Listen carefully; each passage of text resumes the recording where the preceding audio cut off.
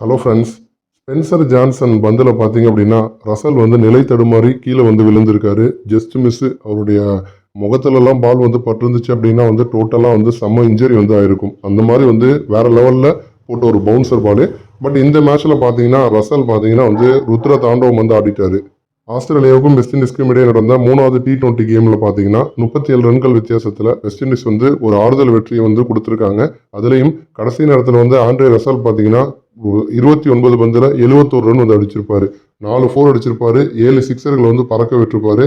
கடைசி ஓவரான ஜாம்பா ஓவர்லாம் பார்த்தீங்கன்னா 4 6 ஒரு 4னு வந்து பிரித்து மேய்ஞ்சிருப்பாரு. ரசலினுடைய அதிரடியான ஆட்டத்தினால 220 அடிச்சிருப்பாங்க வெஸ்ட் இண்டீஸ்.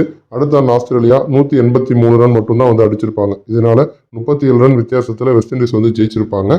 பட் இருந்தாலும் வந்து ரசல் வந்து என்னதான் அடிச்சிருந்தாலும் அந்த ஸ்பென்சர் ஜான்சன் போட்ட அந்த ஒரு பவுன்சர் பால் பார்த்தீங்க அப்படின்னா இன்னும் அவருக்கு வந்து மரண பயத்தை வந்து கொடுத்துருக்கும். அந்த அளவுக்கு பார்த்தீங்கன்னா நிலை தடுமாறி ரசல் கீழே விழுகிற அளவுக்கு அந்த பால் வந்து இருந்திருக்கும். நன்றி.